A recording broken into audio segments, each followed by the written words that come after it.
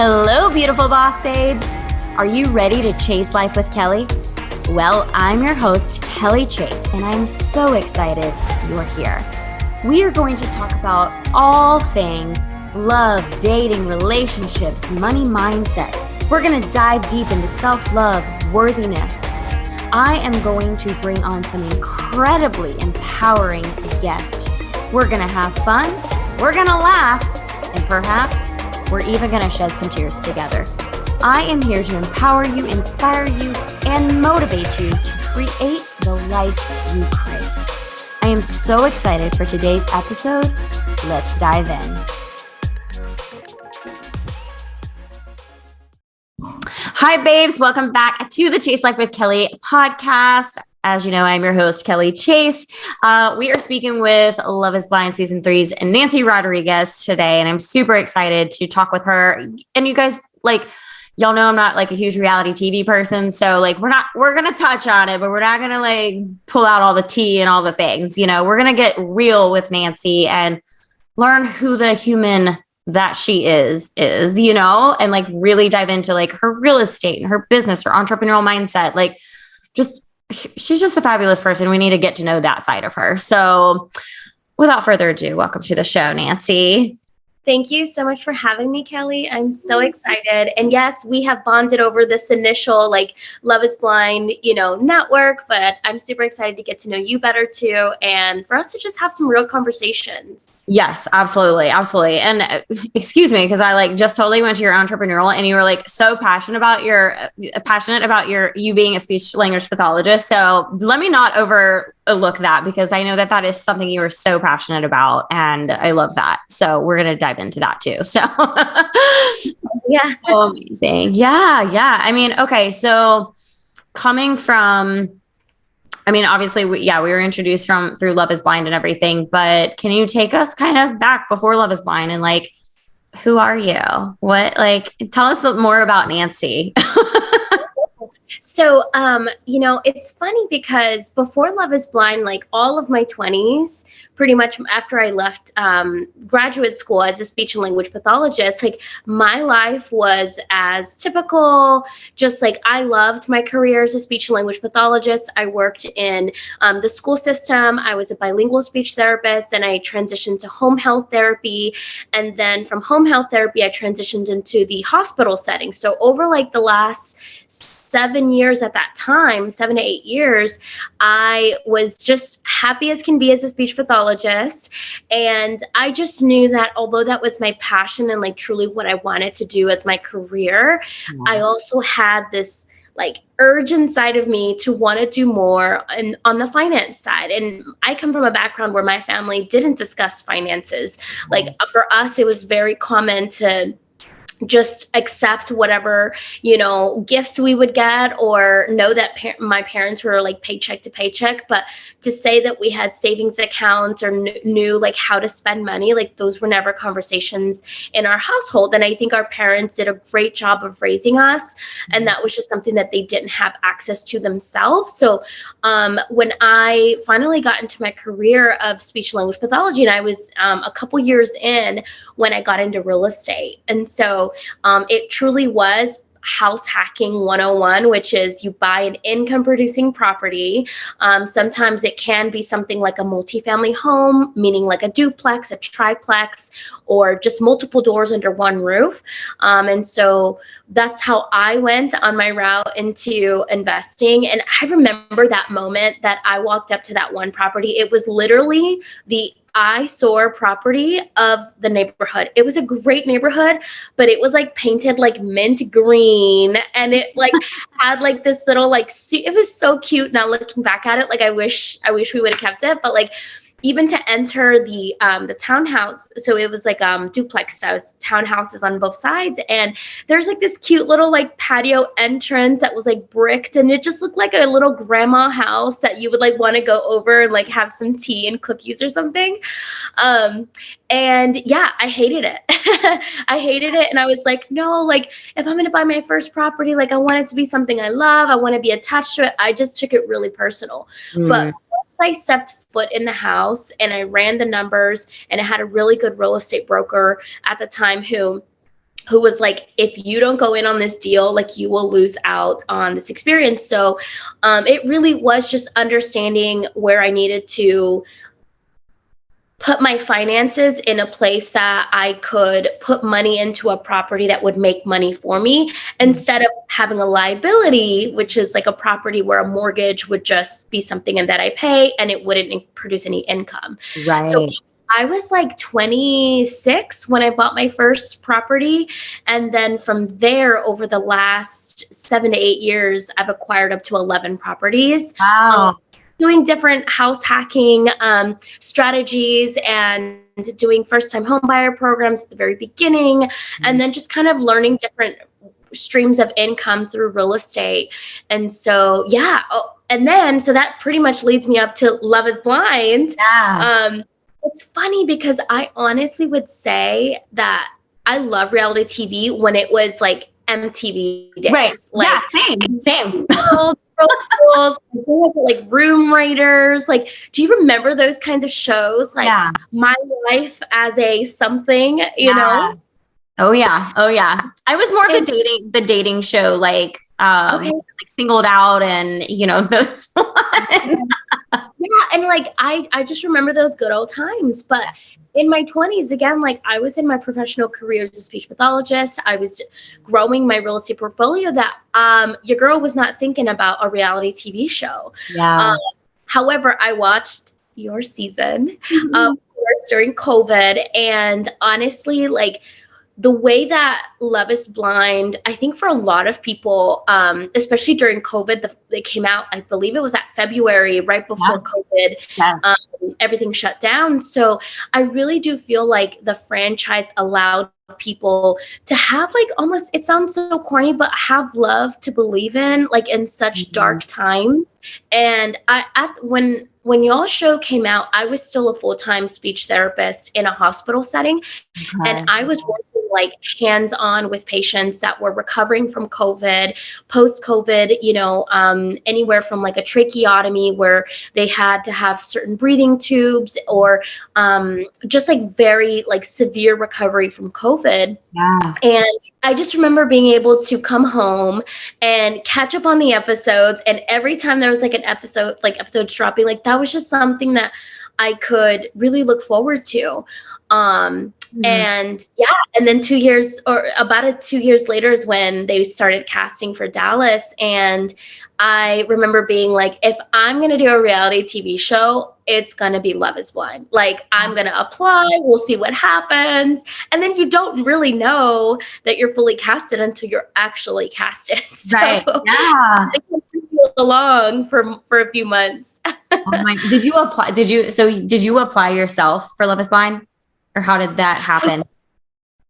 Yeah, so actually my best friend who loves anything like 90 Day Fiance, basically anything Kinetic, she is on board. Kinetic is a production company for Love is Blind. And so she sent me the Instagram like casting in Dallas, and I was actually on a vacation in Mexico in Cancun. And I was like, ain't nobody got time for that, like I'm on vacation. But then you kind of get bored on vacation sometimes. Like you're like, I have some time. So after like 3 attempts of trying to submit the application and I kept losing Wi-Fi or kept losing service, finally on the 3rd attempt, on like the last day, I think it was on my way to the airport or something, my application finally went through. So it was about a 6-month process for me to have interviews and go through the process of getting fully casted. Totally. Oh my gosh, that's so exciting.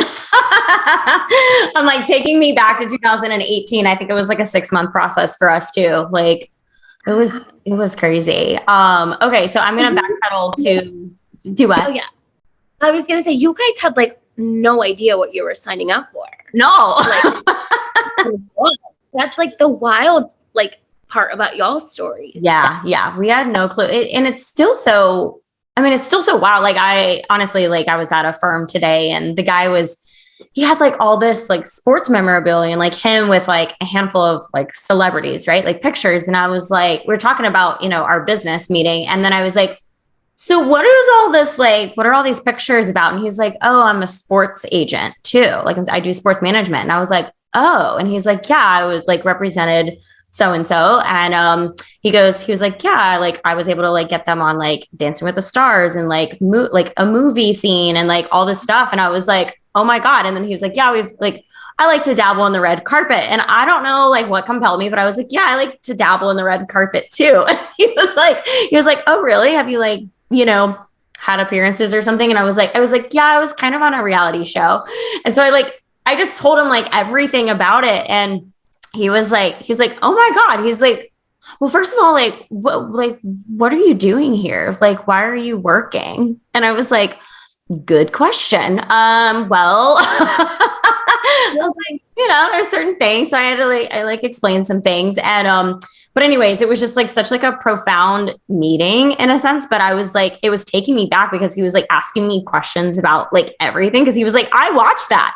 He's like, holy crap. Like, I know who you are. But I was like, yeah, I've lost like 15 pounds, like since the show, like my hair is darker, like whatever, I look a little different. But like, as I was talking to him, he was like, oh my God. But like, honestly, if I like close my eyes, like taking me back to like season 1, he's like, your voice and like your laugh, I remember it. He's like, that is crazy though. It was so funny. Anyways, it was just like such a like, I don't know. I just felt like so compelled. I was like, yeah, I like to dabble in the red carpet myself. I know. It's always that awkward, like, it's always like, oh my God, did I go to high school with you? Like, I'll get stopped somewhere. Yes. And like, I don't think we went to the same high school. And then people won't let it go. Yeah. And then I don't want to be cringy and be like, well, I was on a reality TV show. But usually that's what it ends up kind of turning into. And people freak out and they're like, oh my God, yes, I remember your laugh or your this or your face or your hair. Yeah.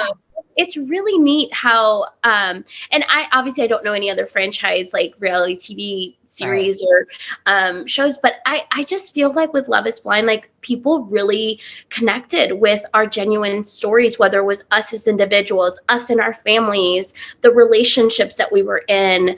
Like it truly was like so much exposure of who we are and who we aren't anymore. And, like people really get to know us in a very intimate space at that time. Absolutely. Absolutely. And, it's so interesting because I don't know if you can agree with this or not, but so like, obviously like we filmed in 2018, it was aired in 2020 and I was a different person. I mean, I had grown so much, right? And then it's like a certain narrative was shown on TV. And although I feel like it portrayed me very well, there was also things that weren't portrayed very well. And therefore, it's like the world was like telling me who I was. And I'm like, no, I'm not that type of person. I'm not that. But, and then I was kind of like disgruntled with reality TV. And I was like, I'm thinking to myself, I go, maybe that's why I don't typically watch reality TV because it's so like, it's dramatized and it's so toxic and everything.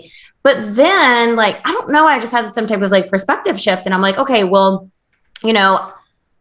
these stories, these narratives that are created for us, like, even though they may not be 100% true to what was actually happening with who we were in our dynamic and our experience, those are stories that happen with people.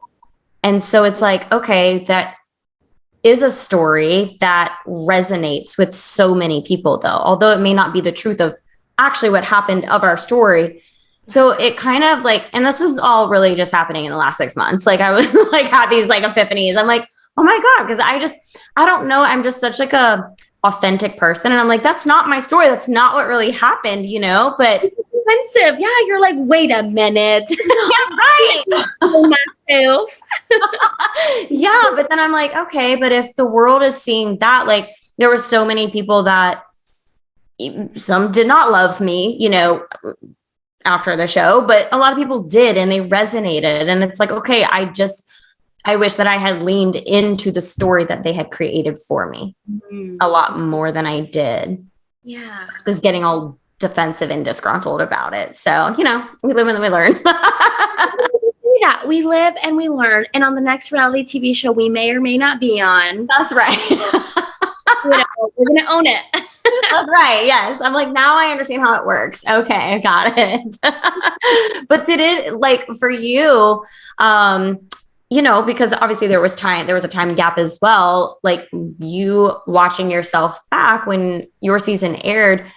How was that for you? And like, just, I mean, I feel like and I noticed this even on the show while I was watching, I was like, she's so emotionally aware. Like you're very emotionally intelligent, like just the way that you speak. I feel like you're very careful with how you say things and all of that. But yeah, like, did it affect you? Like, did you have, you know, any negative impact from the show? Um, to be honest, I feel like the perspective that I had when I was on the show, meaning like during filming, was very different from the gap, like the year and a half that we had to wait for the show to actually come out. And then it was a whole nother perspective when I watched it for the first time, like when they made us binge all the episodes and then go to reunion. That was a whole experience on its own, because now I was seeing the entire edit with interviews that I had never seen that my partner at the time was having, right? Or like conversations that Bartiz and Matt were having that I was never exposed to. So I would honestly say that I have truly learned the most positive, like I've had the most positive experience overall, even when there were like hard moments to watch, or seeing my family suffer in ways that like I didn't realize they were like coping on the day of the wedding, like how they were coping with the final answers. And so I would say that for me, where the really dark place came and I really had to check myself is the anticipation leading up to the show. Like we knew summer, right before the show came out in fall of 2022, we knew that something was going to happen. Around summertime, we knew something was coming up. We just didn't know when. We didn't have any information. But leading up to that, I had so much anxiety that like I lost a lot of weight. I wasn't eating. I just wasn't my usual self. I would like hyperventilate like while I'm driving. And I haven't actually talked a lot about this in any of my interviews. Not because I've been hiding it, but no one's really asked. And so thank you for asking that, because honestly, I think the anticipation leading up to it, every therapy session that I was having on a weekly basis was either a breakdown or a processing of the what could happen, taking me back to a place that I'm like, I thought I was healed from that heartbreak, and realizing that it wasn't that I wasn't healed from the heartbreak, but that I was still processing events that happened on the show, whether it was my family's being emotionally impacted by during the show or the final ending, or whether it was me realizing that I needed to like reconnect with certain family members who didn't come to who didn't actually believe in the experiment and didn't come to my wedding. So I think for me, again, it was a lot of that, checking in with myself before the show actually came out. And once the show came out, that was a whole nother world of like anxiety and heartache. And I think a lot of the heartache that came when the show was released had to do with the people that I was hurting along the way. And whether that was my comments about women and having the right to choose from my own body for XYZ reason, that really hurt a lot of people. And I won't be sorry for what I said about my body. However, it makes me sad that people would internalize that and make my opinion their business. Right. Because I do believe that I am human, and I have a lot of heartache from those reactions. So I think the post-show stuff, it was really a lot of that, coping with the people that I had hurt along the way. From watching my show, and I still get reached out to about the certain things that I've said, or like even like the smallest thing of like I actually got a pretty good amount of backlash for sleeping with my fiance on the first night, and that being a whole thing. And so yeah, I think a lot of it was just processing the people that I was hurting, even though I didn't know these people. Right. It was a strange place to be in. I like how you say that. Like, okay, I'm going to challenge you a little bit. Why do you use that phrase, like the people that I'm hurting? I guess because for me, the DMs or the comments that I got, like it got so bad that I had to block certain words or phrases from my social media. Um, and I think for me, part of therapy was realizing like there's millions of people who are watching. Like, why is it that these people that are upset affecting me? Whether it was a personal DM or a voice memo. So voice memos, again, like you can't necessarily block. Right. But I think part of like the whole being verified through our Love is Blind, like Netflix people, like I'm so grateful for that, because honestly, that really helped to flood out some of those messages, because we get so many DMs during, after, even now with the show, being so public. But yeah, so I say that only because it came from, I think, me feeling sad for the people who were hurt by what I said. Right. At the same time, I don't apologize for what I said, and I own the words that I said, and I said what I said, and I meant it. Right. So Yeah. it's kind of like this challenge within myself of like, I'm not going to sit here and throw it in your face and, be rude about it, but like I said what I said, and like I'm sorry that you're internalizing that. Like that makes me sad that you're dealing with this in a way that you think I'm talking to you directly when I'm not. Right. Yeah, exactly. Exactly. No, I just wanted to ask, I was like, that's an interesting spin that you just used. That's an interesting way that you said that. But no, I definitely understand that and agree. I mean, obviously, like, I mean, I still to this day, whenever I post something about Love is Blind, like someone's like, you don't even like him, or like you let him on and things. It's just like, come on, guys. It was 3 years ago. It's actually 5 years ago. Like, we're counting, right? Yeah.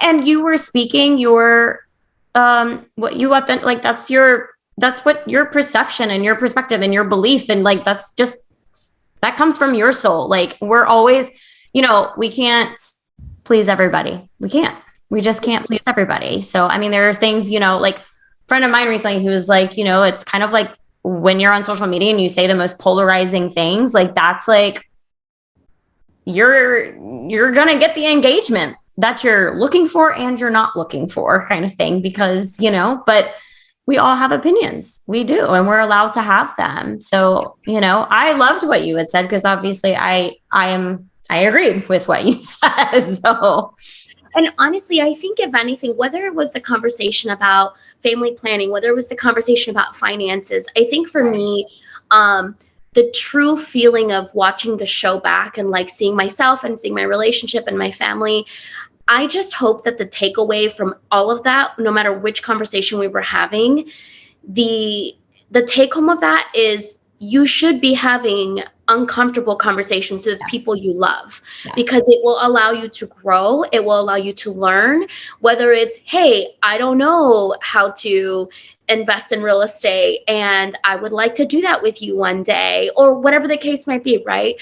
I just think that my whole experience and my interaction with my fiance at the time was exactly that. I was like, I'm not going to hold back just because cameras are rolling. Like, totally. If you know how much money you make, I'm going to ask you. And I think that was something that me and Bartice really did very well, is that we didn't hide it from TV, if that makes sense. Yeah. We said when it was like in the moment, and then after cameras were off, we were having the same conversations, and nothing felt like, oh, well, when cameras are on, we're not going to say that. So yeah, I hope that that's the takeaway, is that you should be having uncomfortable conversations with people. Absolutely. I totally agree with that. I mean, even just like, yes, 100%. Like that's like where I'm at in anything. Like I want to have more evolved, more uncomfortable conversations with, whether it's romantic, your family, your friends, like, because it really does help you grow, but just like you evolve and expand, and opens your mind even more. The more closed-minded we are, that's when we get triggered. That's when we get activated about things. And then we, put our guards up and we go in all defensive mode, and it's just not healthy. Yeah. Like and it's funny because like when the show came out and everyone's like, saying things about me and stuff, like my friends took to my Instagram and they would like comment back. And I'm like, guys, like, you don't know these people. They don't really know me. They don't know what really happened. Like, you don't need to go defend me, and some of the comments that I would catch sometimes, yeah, like my gut would flinch up and I would be like, oh my God, I just want to like, react very harshly to this person. But like instead I would like catch myself, and I know that that's the power of the personal development work that I do. It's like I would catch myself and I would literally just respond, choose kindness. And that was it. And that's how I would comment. And I'm like, why go into something and why start a debate with someone that I don't know, and that they, it's not worth my time or my energy, but we have those things with our everyday people that we have, contact with. Like we're constantly in these scenarios. Like I love that you and Bartiz had those very evolved conversations and you were vulnerable and you were transparent. And I'm glad that production aired those moments for you guys, because I remember like even Kenny and I, we had a lot of very deep, vulnerable conversations, just like you and Bartiz did, and they did not air those moments for us. And I was like, dang it, like I wish that they had, because the message, to your point, I hope it does make people uncomfortable. I hope it does trigger people, because it's just helping them to grow and get more open-minded about things. So I love that they did that for you guys. And I'm glad that you had those conversations, because I was like, yes, talk about finances, talk about the things. Yes. I think really, even the conversation about finances, like, again, I didn't come from a background that was always talking about finances or knew what I was doing. Like, this is something that I really self-taught myself, like in my 20s when I paid my debt off and I bought my first property, and the second and the third, and so on and so forth. But I think again, the positive outlook, regardless of all the backlash, regardless of all the negative experiences that I had on the show or post show, to me, it's 100% worth it when I get stopped in the street or on the subway in New York City, like the capital of the world, really. And people are like, oh my God, when you said this about finances and this, like, I'm working my way to be debt free, or like, I want to buy my first property, or I just closed on my first income producing property. Like, these are conversations that I'm just like, I would have my heart broken 100 times over if I knew that I was somehow impacting financial conversations within families, friends, people watching. If I knew that I could have deeper conversations with my dad because of the show, then I would do it all over again. So overall, I think for me, it was truly a positive experience and something I would do all over again. If I knew that I would be here today having this conversation with you, I would do it all over again. Same. I would too. And again, it's interesting too. So I did like an influencer event 2 weeks ago, and it was very like connected with like the Bachelor franchise. And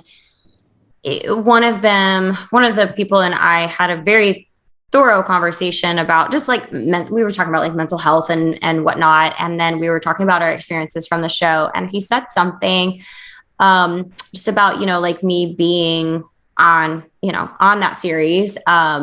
I think I did it more for validation of like to be seen. And he goes like, obviously I've had to work through that now since the show is done and I've gone through therapy and all that stuff. But it was like really revealed to me that I did it for acceptance and validation. And I was like, wow, like, and then he kind of like made me take a step back, and I'm like, maybe I did too.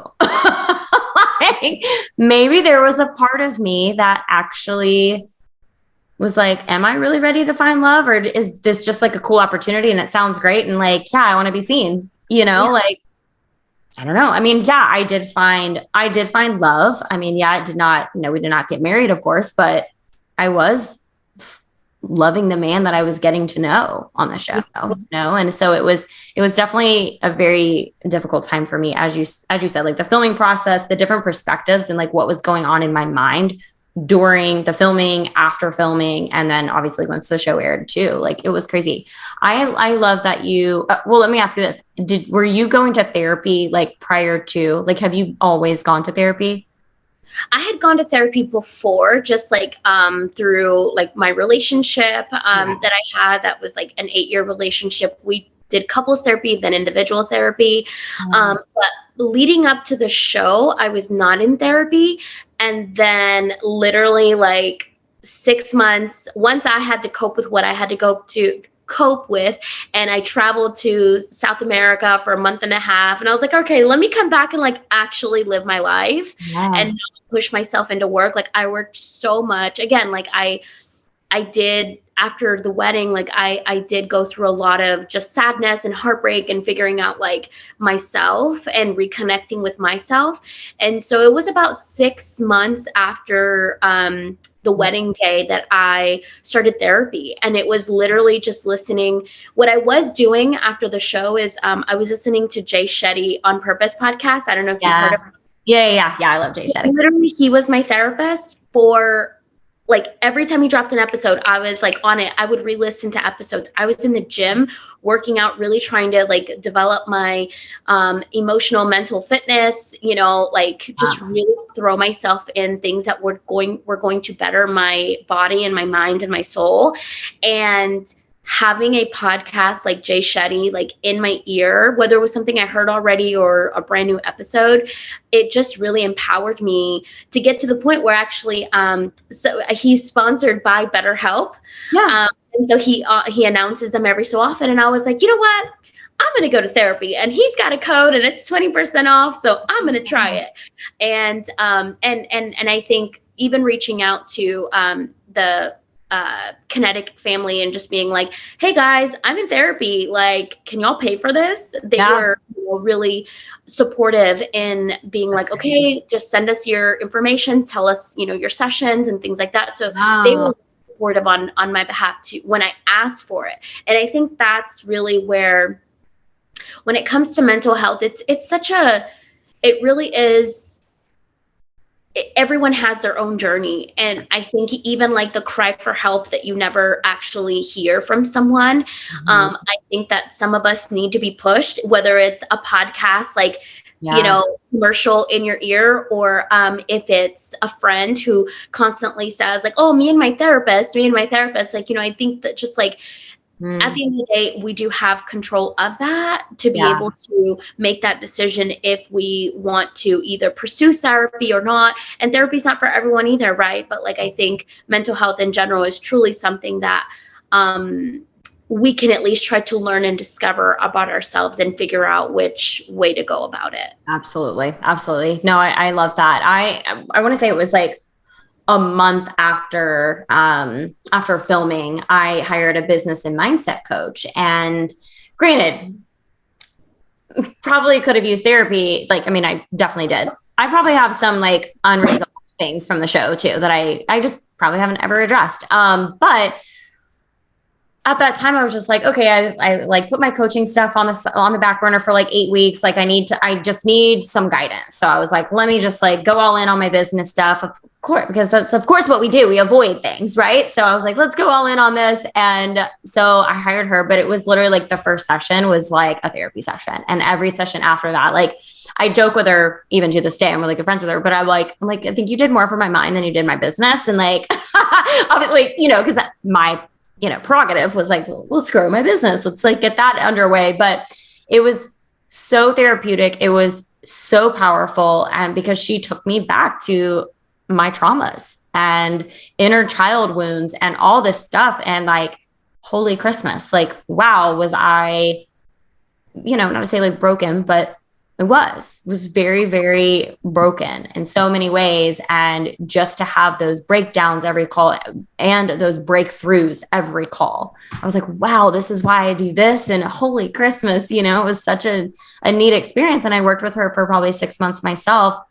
So having that was so powerful. And then I just continued to like invest in various other coaches, whether it be a relationship coach. So I learned so much about that and like communication. Like, although I feel like we learned so much about communication on the show, but like, it just like further helped that. And again, kind of just working through the traumas that I've had and past relationship wounds and, that kind of stuff. So it's, whether it's a coach or a therapist or best friend, like having that someone to talk to is just so helpful. So Yeah. I No, love that. and I appreciate you sharing that, because I think whether it was for your business or not, or whether it was a friend that you call or that you lean on, like, I just think that, again, mental health is so unique to each person, and what might have worked for me for 6 months straight might not work for me anymore. It's so hard for me to get into the gym nowadays because I am so busy with other work commitments that that used to be my outlet, and now I'm like, okay, but like, what else can I find that I can really, like, instead of going 6 days a week, like, I can go 3. So like, it does change.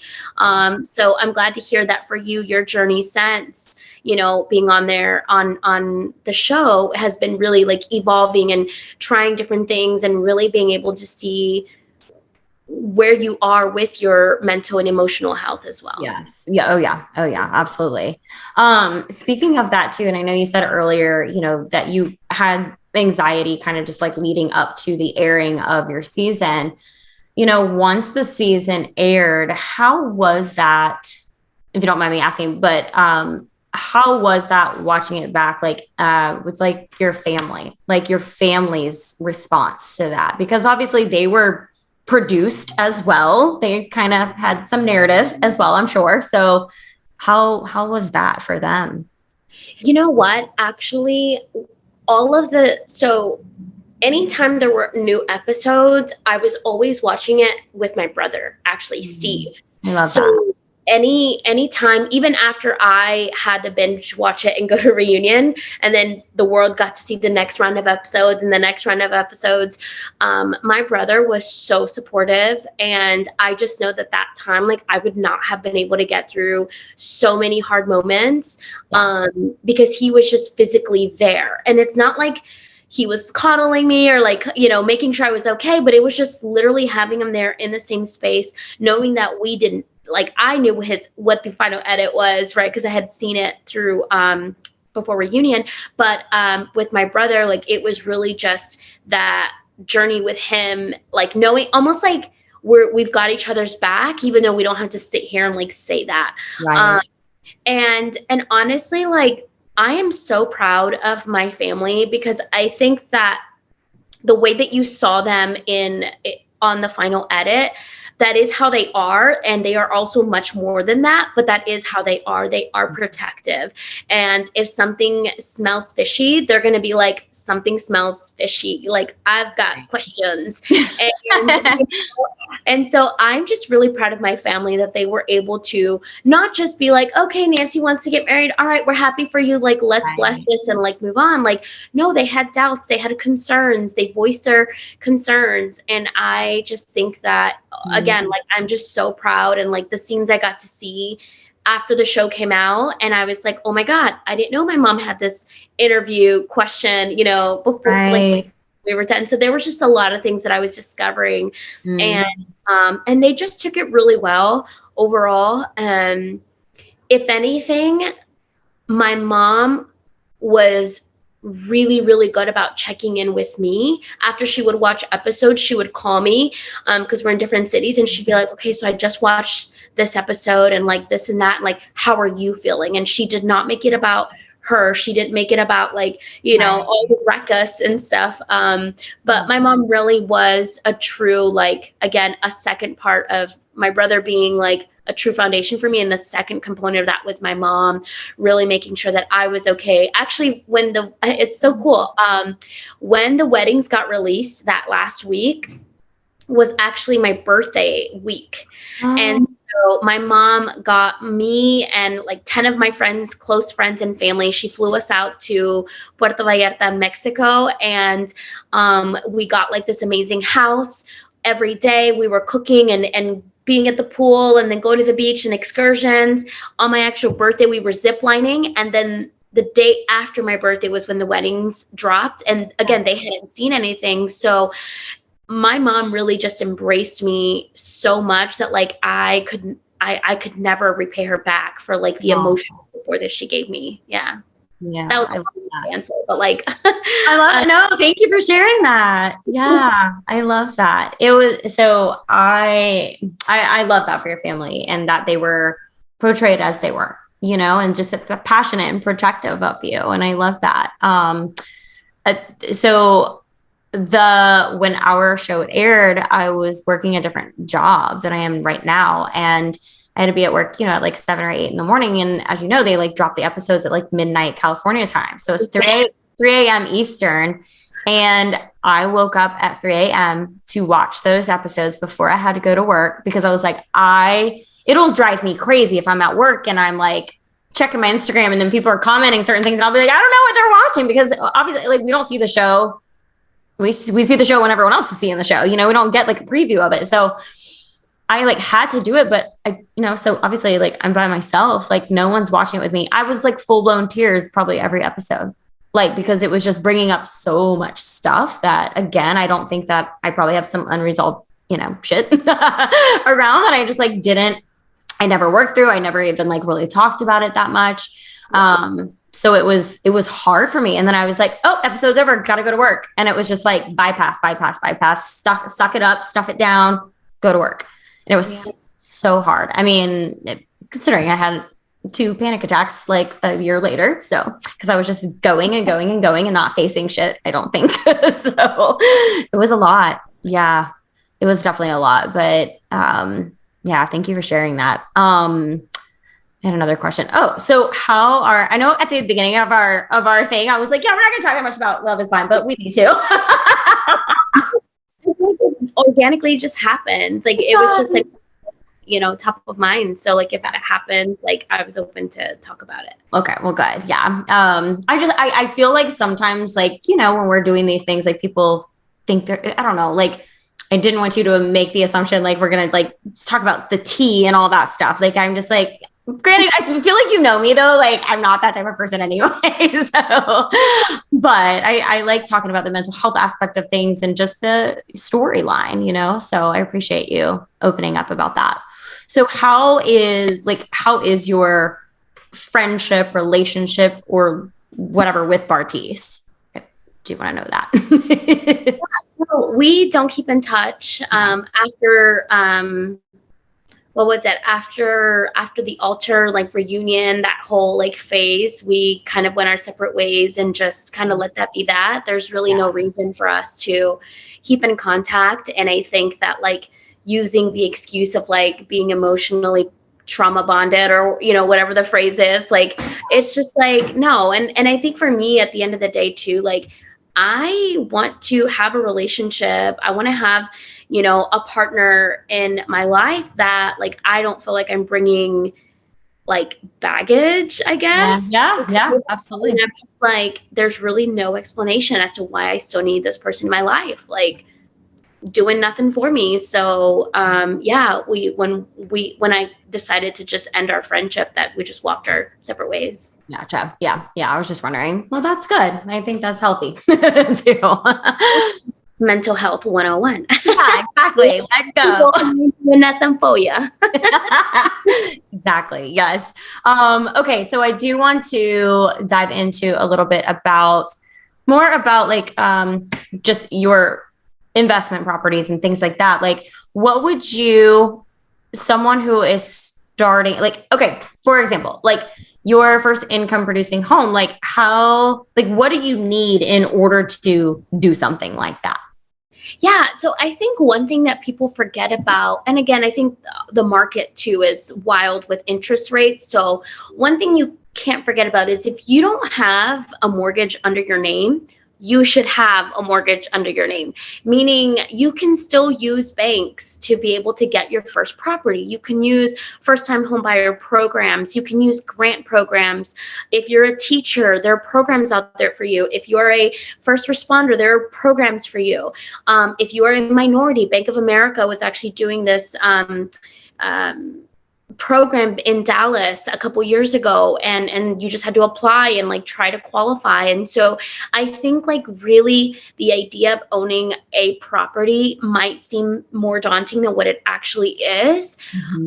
But I think before even considering that, and I'm a big proponent of this, before even considering having a first property or putting something under your name that you have property taxes, homeowners insurance, if you live in a flood zone, a tornado zone, like all these expenses that can come from owning a home.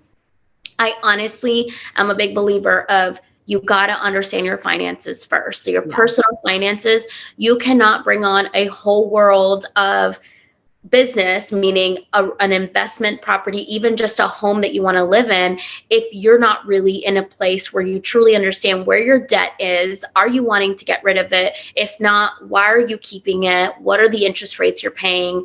So I really do think that understanding your personal finances is one of my biggest recommendations. And again, I can only talk about like what I've done, and what got me to the success of where I'm at today is that I truly needed to budget my finances, and I was following the Dave Ramsey baby steps program to be able to pay off $100,000 of debt, girlfriend. Wow. Like, you know, and so my thing is like, if you can get to a place where you feel confident about your finances, whether it's you want to pay stuff off to be financially free, that truly will elevate the hunger inside of you to purchase your first property, to make it income producing, to put a little love into it so that you can rent it out and, you know, move out of it after X amount of years and then do it all over again. So yeah, that would be my biggest, I think, point about that. Yeah, that's very smart. Yes. Getting financial management. It's so crazy because I've done, with all the coaching that I do, like I'm very biased. I mean, I am a coach, but like, I love the mentorship that has been provided to me from various coaches that I've worked with. And I've worked with, I mean, I want to say like from financial coaches to money coaches and like mindset, I feel like everything. But I think like that was like such like a big change for me, was like really focusing on the money mindset piece of everything, because it's like, you know, going through childhood, it's the limiting beliefs, it's the stories that we've told ourselves, it's the things that we saw, how our family, how we were raised, and how money was spoken about in our home, you know, things like that. Like it all creates these subconscious patterns and beliefs going on. So it was really neat to understand and just have awareness of those stories, and so that I could write a new story for myself and change the mindset. And because I mean, not to say that I was like stuck or, you know, terribly in like a fixed mindset, but I just didn't know, you know, I read like what you know, and you run with that until you unlearn what you thought you knew. Yeah. And it was crazy because this was so fascinating. But my first like money mindset book, in a sense, was The Business of the 21st Century, and by Robert Kiyosaki. He also wrote Rich Dad Poor Dad. But this one, it's like a smaller book, you know, only like 100 pages or something. But I ran into this woman in like TJ Maxx or something. And she was one of those, you know, like, I want to say like a network marketer where they just like go places and they like pitch themselves like in the random like Home Depot and stuff. It was kind of something like that. Like a secret shopper, but like a secret marketer. Yeah, basically. Yeah, exactly. And so she was just, I think that's what she was doing. She was like trying to connect with people in the store and then get them to have a business conversation at a coffee shop later on, kind of thing. And I was that vulnerable girl that was like, okay, yeah, sounds good. Let's talk. And so I met her and her husband at a public coffee shop. And they were like, yeah, we want you to read this book. And they gave me like a timeline. They were like, we're going to like meet again in like 3 days. We want you to have read this book by then. And I was like, damn, okay. I don't think I've ever read a book that fast before in my life. And I was like, okay. But I did it. But I was so into it. I was like, oh my gosh. And it was like breaking down, like pretty much from going from a fixed closed mindset to an abundant and growth mindset. And the different, like, this is where the majority of people are. Like it showed these quadrants and it was like, this is where the majority of Americans are. And this is where 5% of the population is. You say you want this. Well, this is what you need to move yourself to the 5%. And it was just so fascinating. And I was like learning so much. And then, so I started just diving more into like the money mindset pieces of everything. But probably over the last year, when Love is Blind came out, I had debt at the time. And I was just like, I had read the Dave Ramsey books. And so I was like doing the snowball effect, paying off my like credit card or like little things and like getting rid of like, I mean, even like Spotify for $9.99 a month. I'm like, you know what? I don't need Spotify without the commercials right now, you know? And so it's more like, I love commercials. Like, I love commercials. Yeah. So it's like, I got rid of a lot of just unnecessary things. And although, yeah, it felt limited, it felt restricted. I was like, but like not really at the same time, like for example, like I was paying a gym membership. I'm like, I can work out in my house. Totally fine. That's for free. Right. So it's like, I was just doing things to like manage my money in a different way.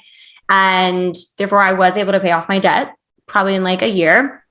And then also through all the money mindset stuff, I do a lot of like law of attraction manifestation type of practices and whatnot too. And over the last year, I have been learning even more like just the financial management, like, because I feel like, even with a business, like our business, everything has to have a system. It has to have a structure, right? Like even a nutrition plan, we have to have kind of like a structure to things, right? Or an exercise, we have the workout, we have the foundation, but then we have the like flowy spiritual stuff on the outside, So it's like, okay, we got to have both. We have to have the human and the spiritual worlds collide.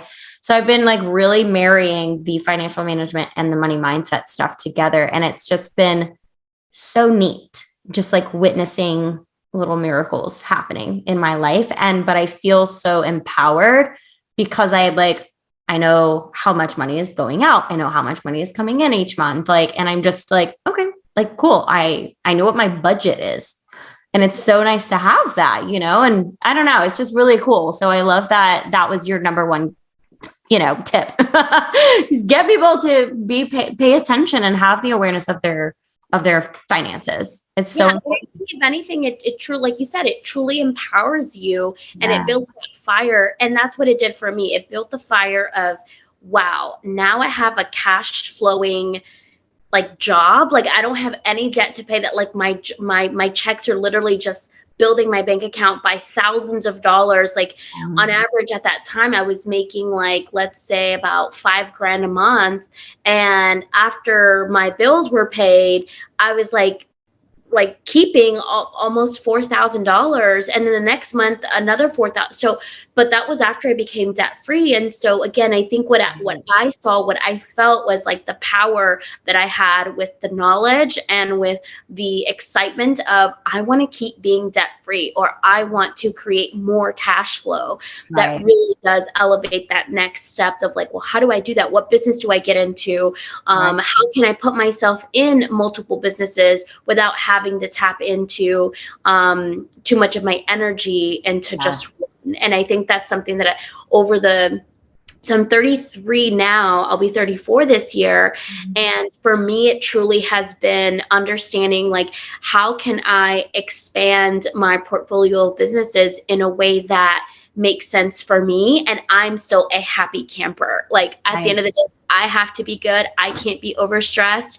And I'm so grateful for the Love is Blind platform, because it really did elevate a whole nother world of business that I didn't even know of, like social media influencing and being under that category, and having brands that I believe in reach out to me and making collaborations with those brands. So even just that aspect of it too was a whole nother world. I felt like I put real estate, when Love is Blind came out, what I did is I felt like I put real estate kind of to the side. It's pretty passive, so it's not like I have to like grind every day for my real estate stuff.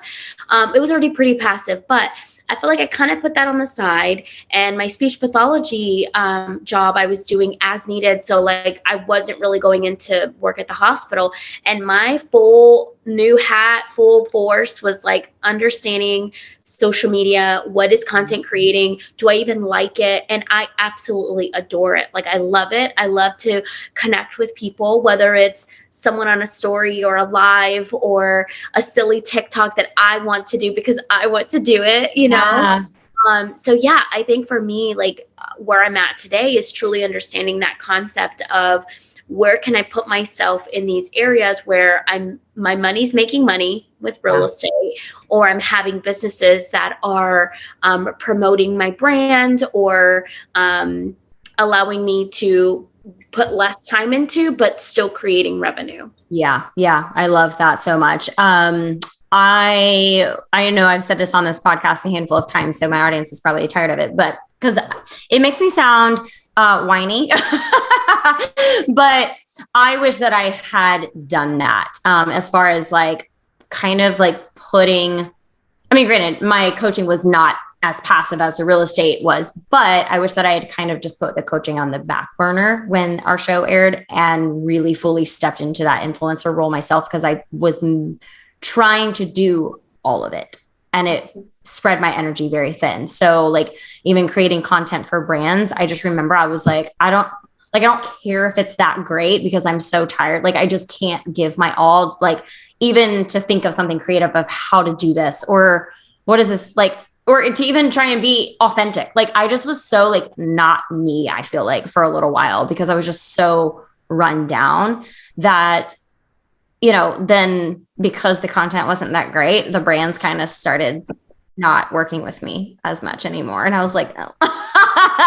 Then I'm like, great. Now I've like spread myself so thin that I feel like I am not showing up enough in any area. So besides like the 9 to 5 that I had, but it was just very low salary. So it was just like, I just felt like I was constantly like paycheck to paycheck, like couldn't do anything extra at that time. So it was just like really hard. And I just felt like it was a struggle. It was a very big struggle. So I give you kudos for being able to like dive all into the influencer space. Cause like I said, I feel like it was just a challenge for me to like really step into that. So I love that for you. Yeah. And I watch your stuff. It is so fun. Like you're such a, like just a beautiful light. And I adore it too. I'm like, oh my God, I want to do that. You should. Yes. If it makes you happy. And I think at the end of the day, like when I go 2 days without posting, I feel good. I feel revived. I feel rejuvenated. And then I'm like, all right, cool. This one's been sitting in the drafts. There you go. Yeah. So just like content calendars is like a game changer. Content cadence is like a game changer. Just putting myself in places that like I know I want to be seen as a creator. And even today I went to this really cool event and it was like, oh, are you here with media or are you a social media influencer? Because they have like press and influencers. And I was like, I'm a content creator. Like being proud and just being like, I genuinely love to do this. And I think what's interesting is I love watching the season 2 girlies, Deepti and Natalie. They have that Out of the Pods podcast. Wow. Yeah. I love keeping up with it because like it really does. They do tap into really unique topics. Yeah. And they were talking about the social media influencing and, sort of Natalie being like, yeah, I definitely don't want to do this for like forever. I kind of want to just tap in and like quickly tap out soon. And I'm just like, and that's great. I think that the world that we got put in really because of the show that we did,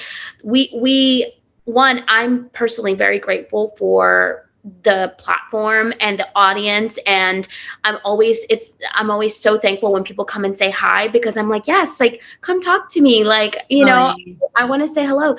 But I say that because I think that the social media world is a whole nother ball game. It's a whole nother job. And if you really like it, if you want to get into it, I think that anybody could be an influencer, you know, you just gotta want to, it has to make sense for you. And it could be, again, that you do it for some time and then you let it go for some time. And I think where I'm at right now physically, because I'm in New York, I don't have a lot that grounds me here. My family's not here. My friends aren't here. Like I'm making new friends and I'm doing really, really cool business things that are happening. But like there's not one thing that truly grounds me in the city. So I actually took some interviews today for speech pathology. And I'm like, I need to get my speech pathology license. I need to feel like my passion is there for me in New York. Because if not, I just think I'm going to be floating around and just hanging out at Central Park and like living my life, which is great too. But like, that's really not my vibe. Like I need to be interacting with people. I need to feel passionate about what I'm doing. And I think social media stuff is great and it's a whole nother world of a job, but like truly my passion is speech pathology. So I'm excited to get back into it. Yeah, I love that for you. Are you going to want to do that like full time or like kind of pick up and like part-time client appointments, I guess? super part-time. It'll be very much so like as needed. That's the goal. And I think for me, one of the reasons is just really focusing on, I would say my full-time right now is social media content creating, and that includes like my monthly subscription service with my my unlimited clothing trends that you can like swap out as many times. Pretty Posh Box is the name of that company. So even just keeping up with that content and making sure that we're promoting it the way that it needs to be promoted. And then again, other affiliates that I have with other brands. So again, like I think for me, that's the full time. So I will continue to do that. But I'm like, I still want to be a speech pathologist in some form or fashion. Yeah. So I'm excited to do that. I love that. I love that. Are you, yeah, I was going to ask you about so tell me a little bit more about the fashion, the clothing. Yeah. Yes. So, so what's really great is that it's pretty much the best way to think about, oh my gosh, I want to wear or I want to buy this really cute dress, but I don't want to spend a fortune on a cute dress that I'm going to wear once, have like one picture on Instagram or one reel, and then never want to wear it again, right?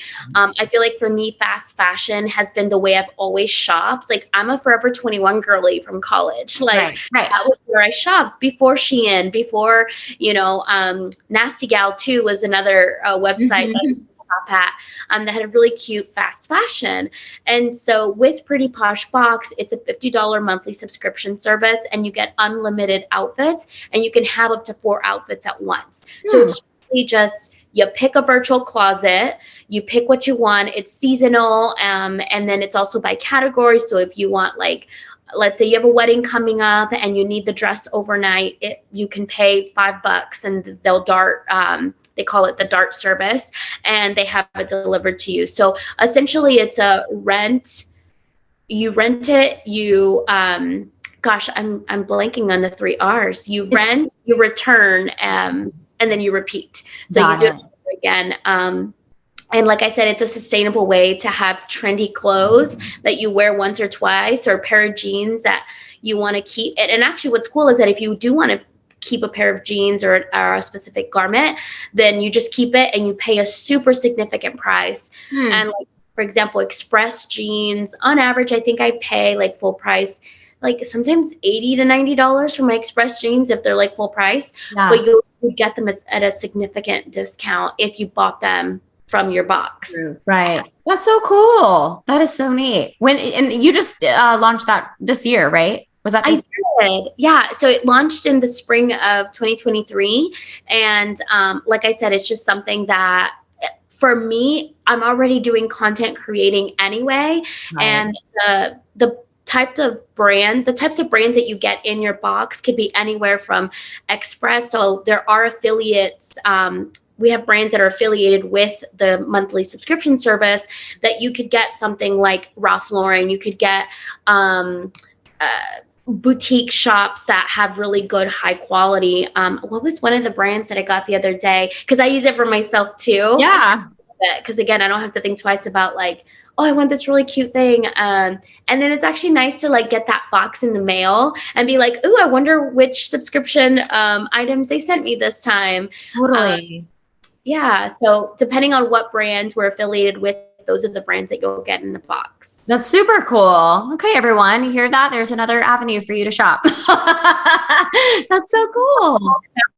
It's as easy as that. In the first 30 days, I comp those, so you don't even have to pay to trial the service. Wow. We love that. Okay. Well, thanks. That's awesome. I love that. Okay. Oh my God. I want to keep talking to you about all the things. No, just kidding. Okay. That is so cool. I love that. Okay. So as far as the content creator, maybe what is something else that you want to do? Like, what's another like dream of yours that you want to like call in? Oh, girl, I am manifesting that I already know the answer to this, even though I wasn't prepared, but I'm prepared. No, totally manifesting being in a university setting. So whether that's being a lecturer, so as having my master's in speech and language pathology is helpful because you can fit under the faculty roster. So 2023, in some form or fashion, I want to be in a stage talking to students. If it is speech and language pathology, fantastic. If it is just being in like a clinical position for a university, like I really want to dive more into the education world. And then actually something that aligns with that as well is my real estate brand as well. And so I've been doing like conferences, and I've done a few already. I have another one coming up in Boise, Idaho, which I've never been in Boise, but like I've heard good things. Yeah. And so even just education of my real estate experience and tips really make it clear that I'm taking those opportunities to get on a stage and be like, this is what I know. And I'm not going to tell you what to do, but like I'm here to tell you my experience. Absolutely. And really using my YouTube channel for that. I haven't quite dived into that because I have been so consumed by so many other businesses and opportunities that my YouTube channel doesn't quite have enough of the real estate stuff. So just making sure that education is being thrown out there, whether it's speech and language pathology related, whether it's business related or real estate specifically.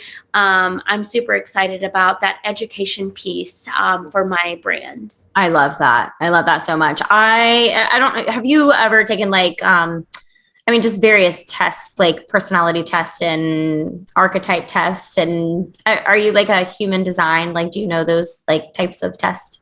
No, I haven't heard of those, but I'm curious. Like, it kind of tells you what kind of human you are. Yeah. Yes, exactly. So like, yeah, and I'm not an expert in these, but I've taken them before. So like a human design and an archetype test basically tells you, like, I'm a manifesting generator. So there's like a manifestor, there's generator, there's like a projector, there's something else. I don't remember, but I'm like, all I know is mine, manifesting generator. But it's because I'm constantly like, and I think that this may have been a little bit of why I felt like I was struggling a lot, like after the show, because I'm like, I was trying to do so many things because I always have ideas. Like I'm an entrepreneurial at heart too. And I'm like, and I constantly, like, I wanted to be a teacher when I was younger. So like, I do want to educate and like speak on stages. Like I did for my career right now, I went and did like a training at this law firm. And I was like, oh my God, like I love standing at the front of the room and just like telling them and educating them on our processes and our programs and all the things. And I was like, that felt so good. Like I want to continue and I want to get back into doing that on a regular basis. So it's kind of where I'm like pivoting a little bit of my social media. I want to is just doing more of that educating and whether it be with health or business stuff or, online coaching, that type of thing. Like I have a lot of knowledge and I like to do it, but yeah, those various tests, they give you a lot of insight as to like who you are and how certain behaviors of yours you can use for, your benefit. Because sometimes we think like our weaknesses are actually, like our weaknesses, right? But how can you turn those weaknesses into your strengths? Like that it's actually not a weakness of yours. It's actually a really good thing that we need to like just have awareness of and like, okay, well, how can I turn this around and actually utilize it? Because it's who I am. It's a part of me. So there's things like really, it's like really cool. I don't know. I don't doubt that you're going to continue to get more of those opportunities, and especially like the joy that you just like when you're talking about it, you're like excited, and it's like this. I want to see myself on these stages. I want to see more eyeballs. I love that. Yeah, but I feel like again, like just piggybacking on, but you're like the education. I think that you have already like what I've seen, like especially with like the real estate, like on Instagram, even like you've done a very good job with doing that, like already. So I want letting you know that I see you. Yeah, I'm like I want to learn from Nancy. It's like really cool. Yeah, and I think I believe that both of us are, we do want to educate. We want to create the impact. We're here to serve, and we're people. Like I'm a people. Like I'm a people. Like I'm a girl's girl. I'm like, yeah, I'm that too, but like I'm a people. Yeah, I am. Like I feel like we just both would thrive being on stages and things like that. So Yeah, I'm doing, well, it got moved to August, but I'm doing this event called Fempowered. My friend Samantha, she hosts, like, she's the one putting it all together. But yeah, she had to move it until August. But it's like, I mean, one of the women that are speaking on the stage is a woman who I attended her like a conference that she spoke on a stage at before. And I was like, wow, I get to share a stage with this woman now. Like, how freaking cool is that? That's awesome. That's Yeah. crazy. That's literally how I feel about my real estate stuff. I'm like, when I'm put in a room with other amazing real estate investors and like-minded real estate people, like it just truly just lights me up inside. And I'm so excited about Boise because I'm going to be meeting some other amazing people in the real estate world, and it's really exciting. So fun. That is so fun. I love that.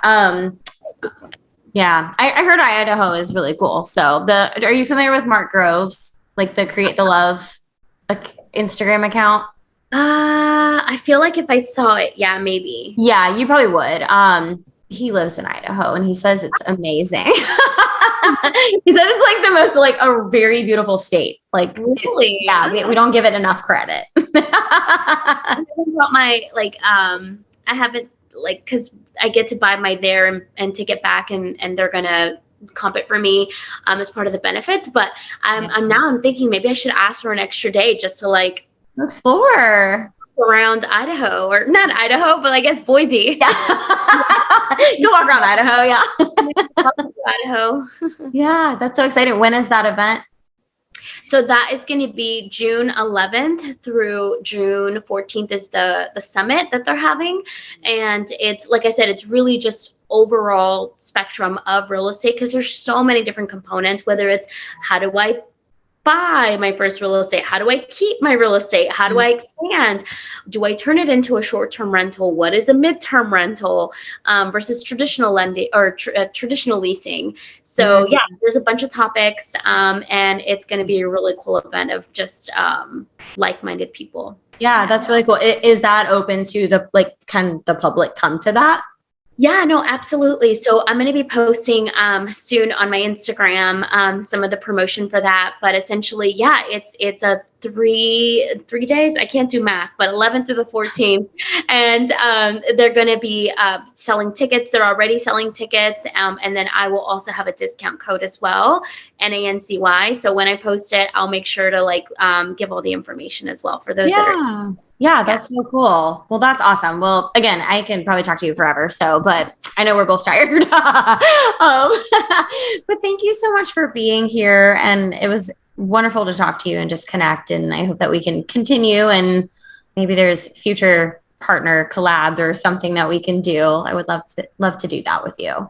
Yeah, thank you so much for having me, Kelly. And thanks for having this platform and continuing to stay consistent. Like, even though it's been years, and things happen, whether it's personal things or like, just our life literally evolving, which is what we're supposed to do. Like, I just appreciate that your face has always been so familiar and so friendly. Even before you knew me, like I knew you. It's a while.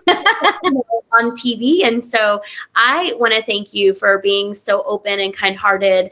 Like when our show was coming out and cast got dropped, and me and the other girls from the 5 who got engaged, we have a group chat, and I was like, has anyone reached out to y'all from another season? Like, we were actually a little like hesitant, but we wanted someone to reach out to us, and like you were one that like was so positive and like, just reaching out to us, whether it was me and like some of the other girls. But thank you for lending out that ear, that hand, like that, hey, I'm here, like, need anything. Like, I just appreciate that you opened up your heart for us as your like fellow Love is Blind family. Absolutely. Well, I just, I think because it changed my life in a lot of ways, and you're not ready for it. Like, as much as like, I remember like some of the, production team was like, your life may change, because of this,